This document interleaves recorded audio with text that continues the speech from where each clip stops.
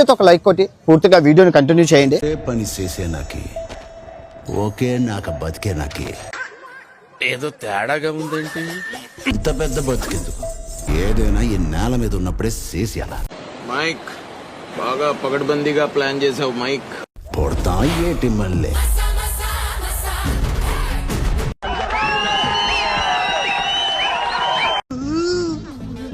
ఏంట్రా ఏంటి ఏడుస్తున్నావు?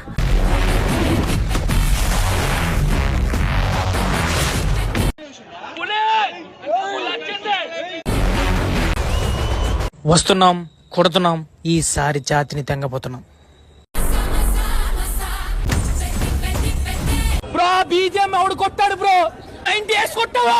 బీజం 90 వేసి కొట్టావా నువ్వు?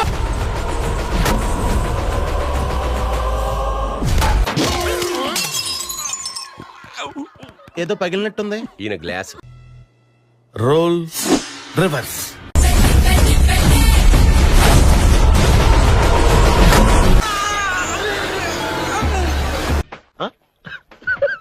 రెండు అడుగులు ముందుకేసి అది అట్లా కొట్టి కిందకి ఆ తర్వాత షాట్ కొట్టడం అనేది ఫ్యాంటాస్టిక్. అసలు మరి ఇంటర్నేషనల్ లెవెల్లో నేషనల్ లెవెల్లో అలా ఉంటుందని నేను అనుకోవట్లేదు. నిజమా? అరే ఇంత ఇంటెలిజెంట్ ఎలా డెవలప్ చేశారా? ఆధిపత్యం కోసం జరిగే పోరులో ఈ స్పోర్ట్స్ అనేవి అన్ని కూడా ఇంక్లూడ్ అవుతాయి అనిపిస్తున్నారు. ఇవన్నీ కూడా ఆ పర్టికులర్ ప్రాంతాలకే చెందినవిగా ఉంటాయి అనిపిస్తున్నారు. మరి ఈ నేషనల్ ఆ లెవెల్లో కాదేమో అనిపిస్తుంది.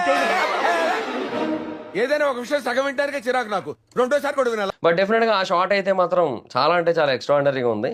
ఏదో అనుకున్నాను కానండి, అమ్మో మామూలు విషయం కాదు అని చెప్పొచ్చు. సో మంచి రా అండ్ రస్టిక్ సినిమా అయితే చాలా స్పష్టంగా అర్థమైపోతుంది.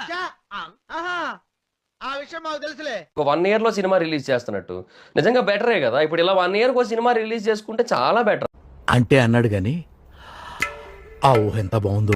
మీరు